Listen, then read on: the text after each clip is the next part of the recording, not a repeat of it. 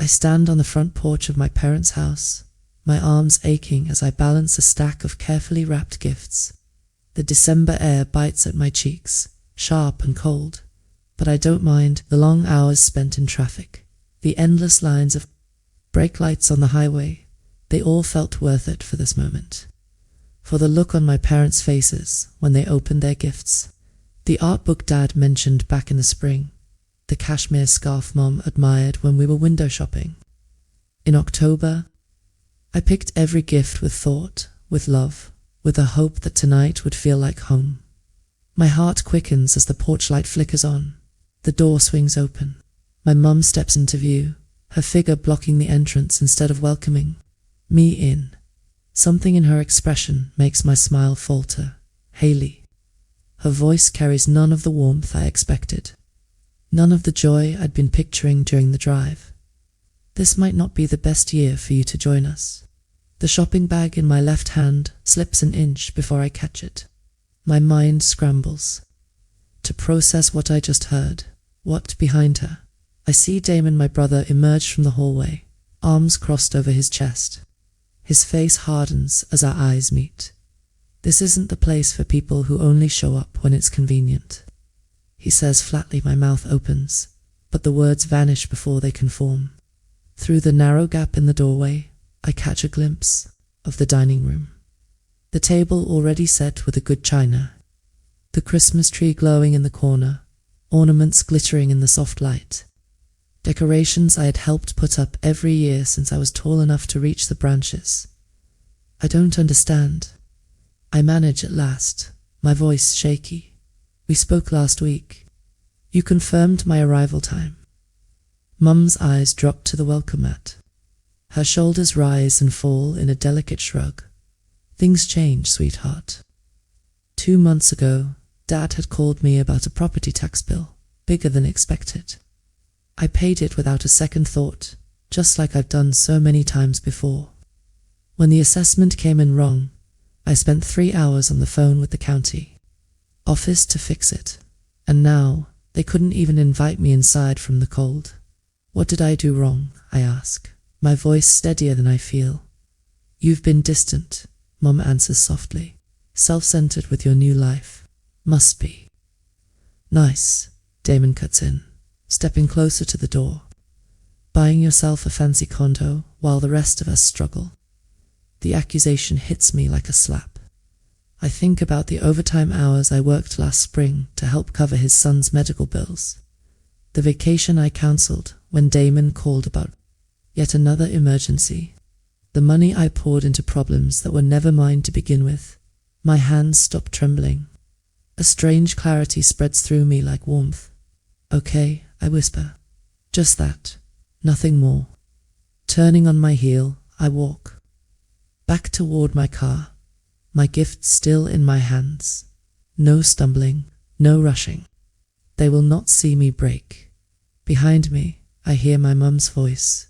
Haley. I don't turn around. From the corner of my eye, I spot my dad's silhouette appearing in the doorway behind them. He doesn't call out.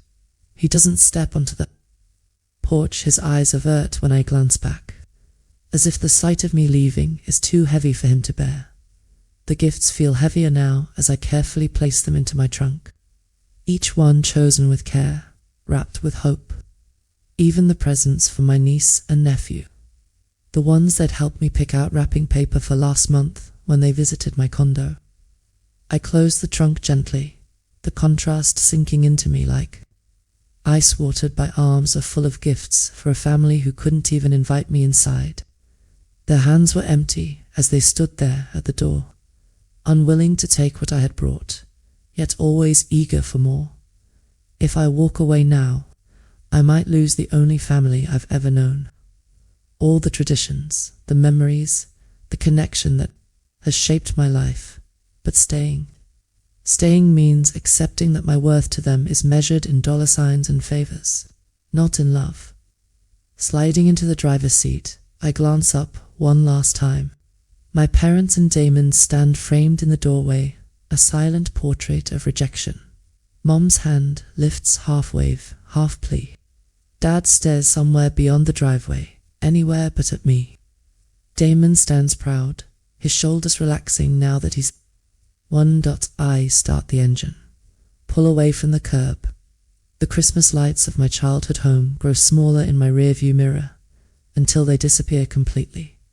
5 minutes later, I pull over. I can't drive any farther. I sit in the car, the engine running just to keep me warm, while lights blinked cheerfully from neighboring houses.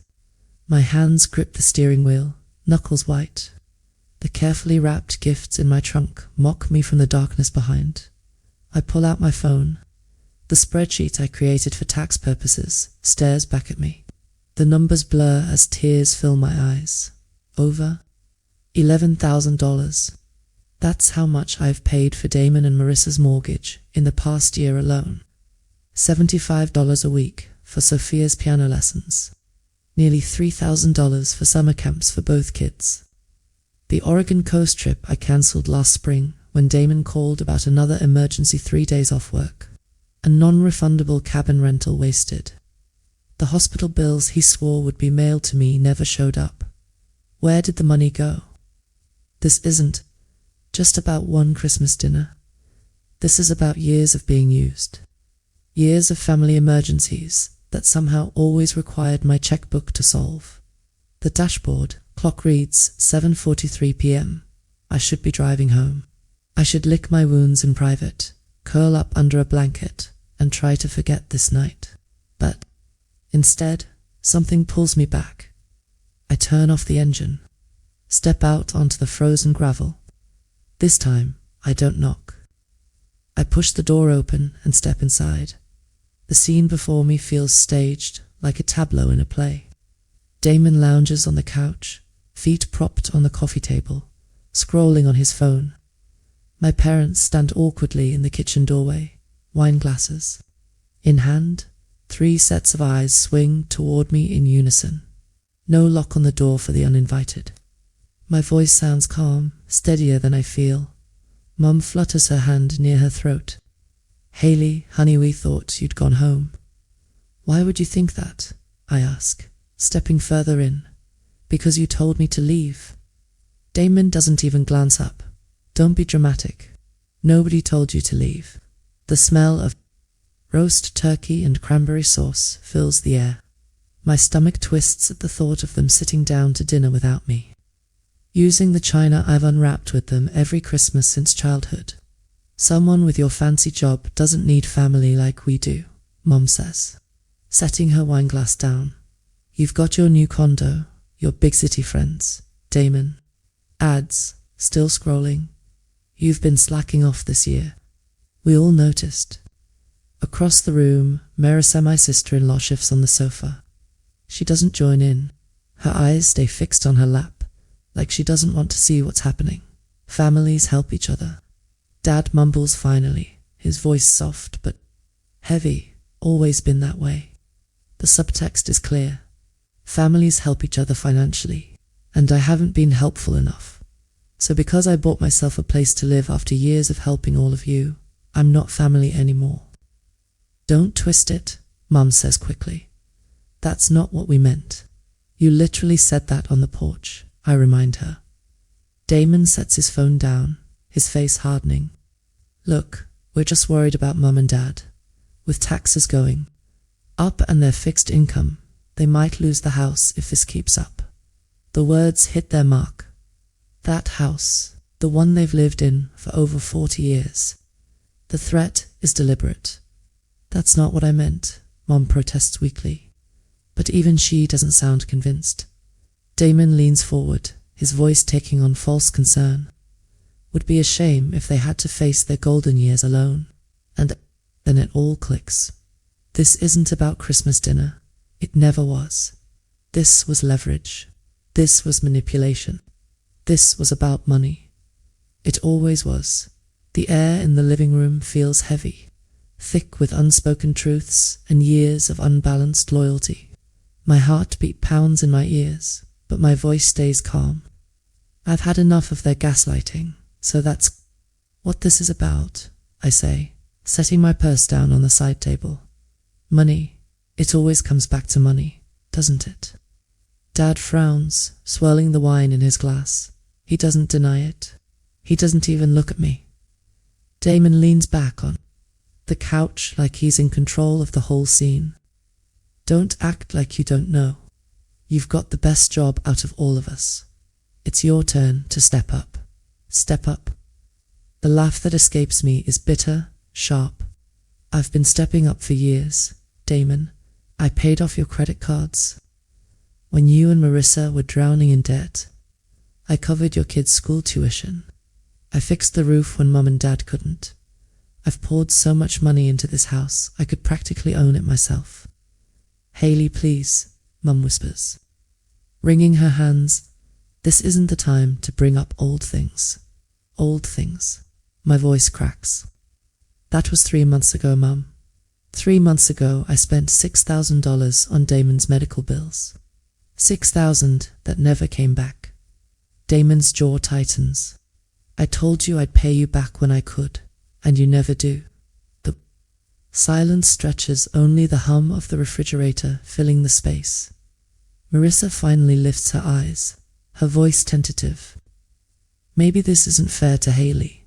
The room freezes. Damon shoots her a look so sharp, she shrinks back into the sofa. Her fingers twist nervously in her lap, and the bravery drains from her face as quickly as it appeared. I take a deep breath. You know what? You're right, Damon. I do have the best job. I've worked for everything I have.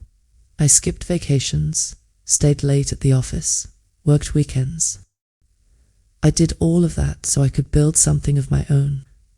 But every time I get ahead, this family finds a new emergency. And every time, I pay for it.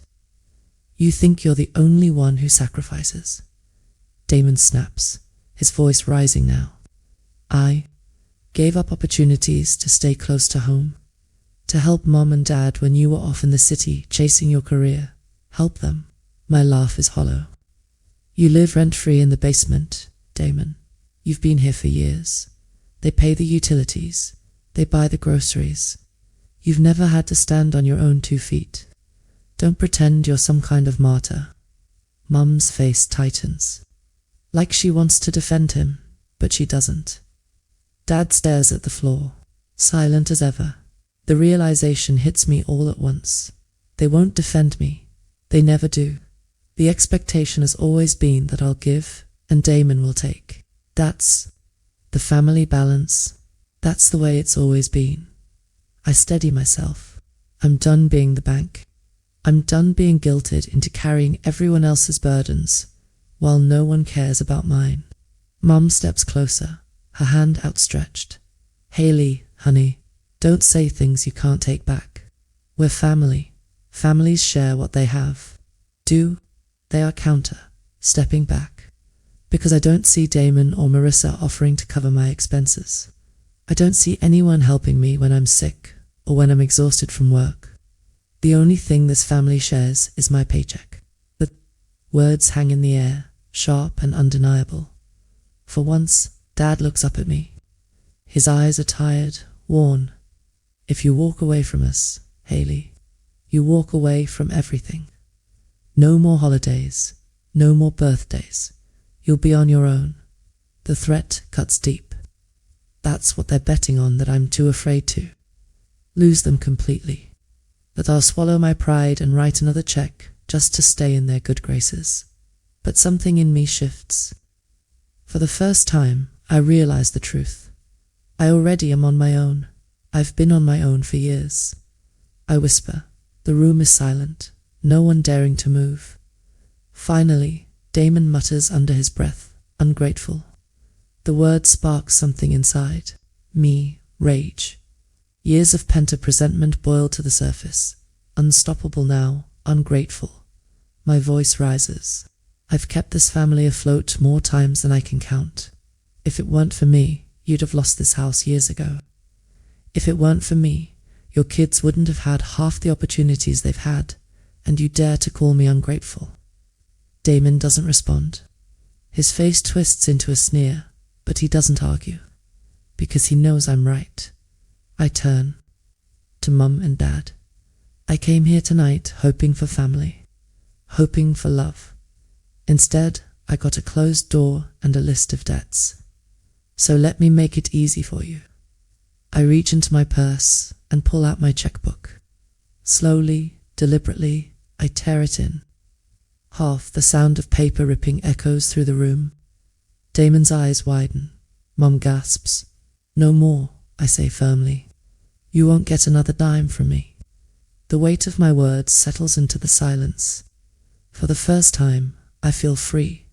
I pick up my purse and turn toward the door. My legs are steady, my chest lighter than it has been in years. Behind me, Mum's voice trembles. Hayley, please, don't do this. We're still your family. I pause at the doorway, my hand on the frame. Without looking back, I answer. Families don't treat each other like this. Not real families. And then I step out into the cold night air. The crisp wind rushes against my face, and for once, it feels cleansing. I walk to my car with my head held high. The gifts are still in the trunk, untouched, their bright wrapping paper shining faintly in the glow of the streetlight. I slide into the driver's seat and start the engine. For a moment, I just sit there, letting the heater warm my frozen hands. My heart is racing, but not from fear anymore. From release. Tonight, I let go of years of manipulation. Tonight, I drew the line. And maybe, just maybe, tonight is the start of something new. As I drive away, the house fades into the distance. Its twinkling lights growing smaller and smaller until they disappear completely. The road ahead is dark, but for the first time, I don't feel lost. For the first time, I feel free. The road stretched out before me, dark and endless, the headlights carving a thin path through the night. I should have just kept driving. I should have gone home, curled up on my couch with a blanket, maybe poured a glass of wine, and let the silence swallow the sting of rejection. But I did, single quotes, halfway down the highway. Something in me snapped. Years of being silenced, years of being manipulated and told to swallow it. I couldn't just walk away without saying the things I had never dared to before. So I turned the car around. When I pulled into the driveway again, the house looked so warm and inviting from the outside. Golden light glowed through the windows, the trees sparkled in the living room, and laughter floated faintly through the glass. To anyone else, it would look like the perfect holiday gathering.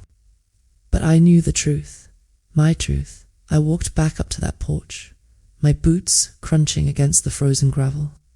This time, I didn't bother knocking. I pushed the door open and stepped inside. The laughter cut off instantly. Mum stood in the hallway, holding a tray of wine glasses, her face draining of colour when she saw me. Dad shifted uncomfortably in his chair, looking like he'd rather be anywhere else. Damon froze mid-sentence on the couch, his smirk faltering. You came back, he said, his tone flat. Yes, I replied, shutting the door behind me. I came back because I'm not leaving things unsaid anymore. Mum set the tray down quickly, her hands trembling. Hayley, honey, we don't need to do this. Let's just sit, have some dinner. No. My voice was sharp, final. I'm not here for dinner. I'm here for the truth. The silence pressed down on the room. I could feel my heart racing, but I kept my voice steady. For years, I've been treated like nothing more than a wallet. Every time Damon screws up, every time there's a bill you can't pay, every time there's a so-called emergency, I'm the one you turn to, and I've done it. Every time, without hesitation. Because I thought that's what family did. Damon scoffed, but I didn't let him cut me off. I paid your mortgage when you were months behind. Damon, I covered your kids' camps, their music lessons, their sports fees. I bought Dad a new hearing aid when insurance wouldn't cover it. I replaced the water heater when it broke in the middle of winter. I even cancelled my own plans, my own vacations, to bail this family out. I turned to Dad. Do you remember? When the county almost repossessed the property because of back taxes. I stayed on the phone for 3 hours to clear it up, and I paid the penalty fees myself. And you couldn't even look at me tonight when I stood out there on that porch. Dad shifted uncomfortably, his eyes dropping to the carpet. And you? Mum, you say families share what they have. But what have you shared with me? Not your time, not your support, not your love. Just endless guilt trips and demands for more. Her lips trembled, but she said nothing. Finally, I turned to Damon. And you, my dear brother, you've never once said thank you. Not once. You act like you're entitled to everything I've worked for. Like it's your right to drain me dry. Damon leaned forward, his eyes flashing. You think you're better than us, don't you? Just because you make a little more money. No, I said, my voice calm but firm. I don't think I'm better. I think I've been used, and I'm done pretending otherwise. The words hung in the air like a storm cloud. No one moved. Then Damon laughed bitterly. Go ahead, walk away. See how far you get without us. Who's going to invite you for holidays? Who's going to call you on your birthday? You'll have no one. For a moment, his words stung. The idea of being truly alone, of having no family, no connection, it clawed at me. That was the fear they had always counted on, the chain that kept me tied to them. But then I realized the truth. I'd rather be alone than surrounded by people who only see me as a bank account, I said softly. The room fell into silence. Again, this time it was heavier. Final dot, Marissa shifted uncomfortably on the couch, her eyes darting between us. For a moment, I thought she might speak, but Damon's glare silenced her before a word escaped. Dad cleared his throat, his voice low. If you turn your back on us, Haley, don't come crawling back when you regret it. I looked at him, really looked at him, and saw not the father who taught me to ride a bike, not the man who once cheered for me at every school play, but someone who had chosen silence over defending me, someone who had allowed Damon to dictate the terms of our family. I won't regret it, I said simply. Then I picked up my purse, turned, and walked toward the door. No one stopped me this time. No one begged me to stay. The cold night air hit me like a wave as I stepped outside, but it felt refreshing, clean. For the first time, the house behind me looked small, fragile, a place I no longer belonged. I climbed into my car, hands steady as I gripped the wheel. The wrapped gifts were still in the trunk, but I knew now they would never be opened. They weren't meant for people who couldn't see my worth. As I pulled out of the driveway for the second and final time, I didn't look back. This time, I wasn't just leaving a house. I was leaving a life I no longer wanted. And though the road ahead was uncertain, for the first time in years, I felt a flicker of something I thought I'd lost forever. Hope. The highway stretched ahead, mile after mile of black asphalt, glistening faintly in the moonlight.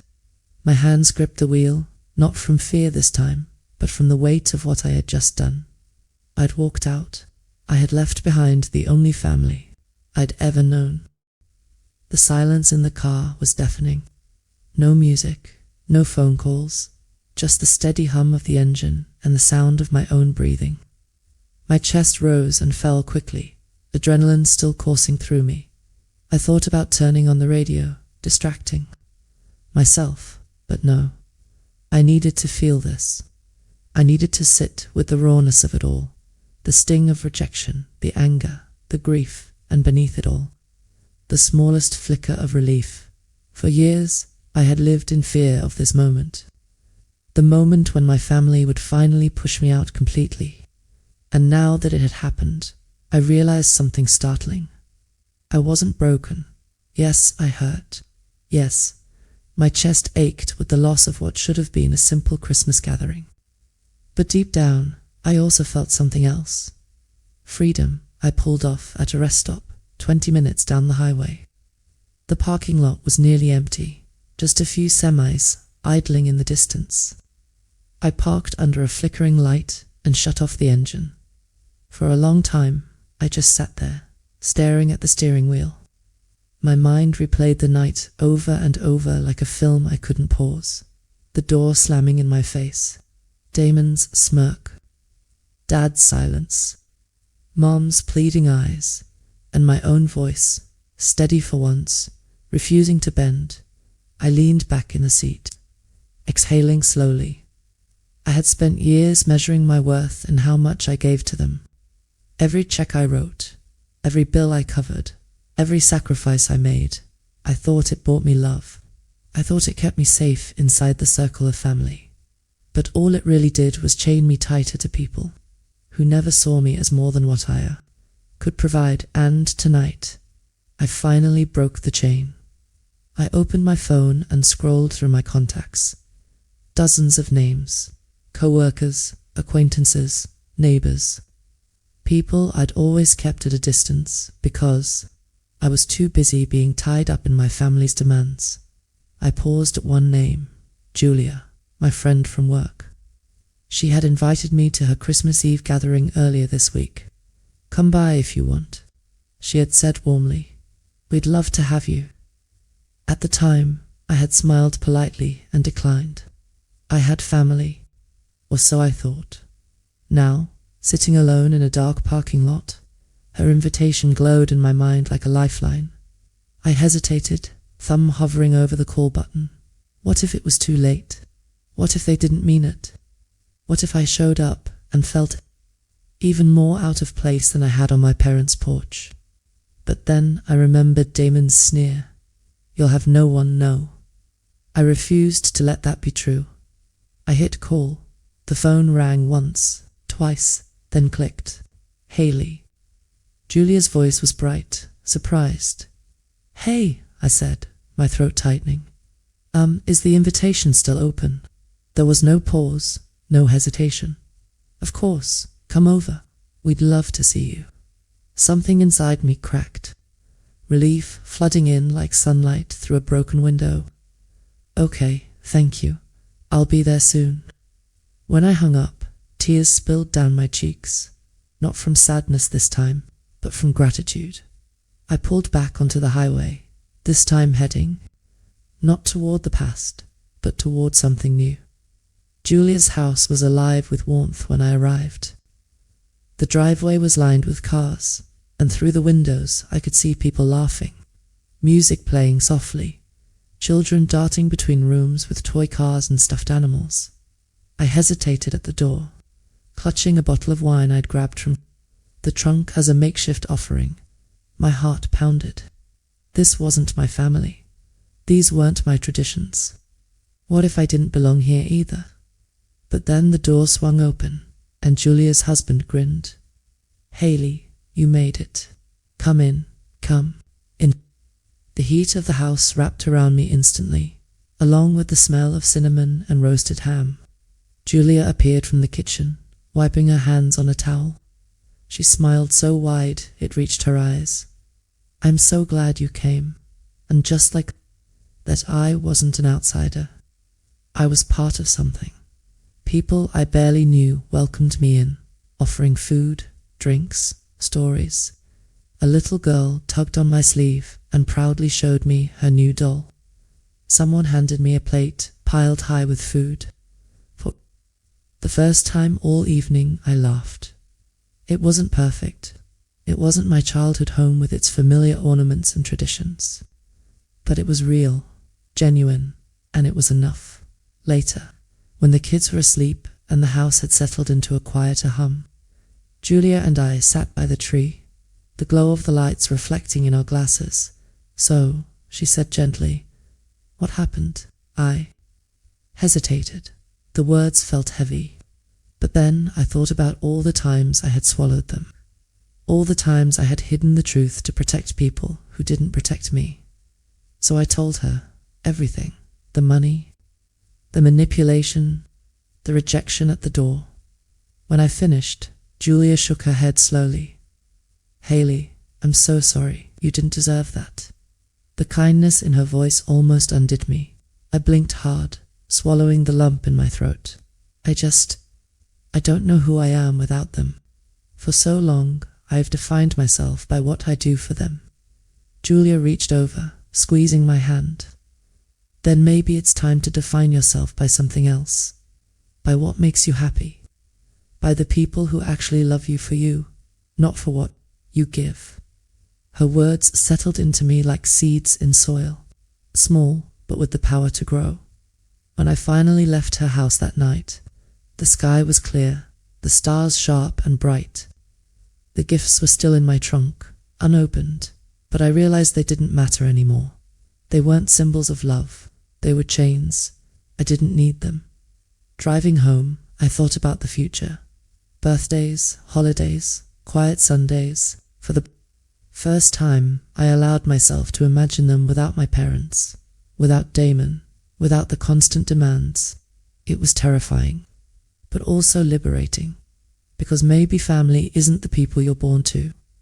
Maybe family is the people who show up, the ones who open the door, not close it. The ones who make room for you at the table without asking what you can give in return. And maybe, just maybe, I could build that kind of family for myself. The thought made me smile through the tears as I pulled into my driveway and shut off the engine. The silence of my little condo no longer felt empty. It felt like a beginning. I sat for a moment, watching the snowflakes drift down under the streetlight. Then I whispered aloud, to no one but myself, I'm free. And for the first time in my life, I believed it.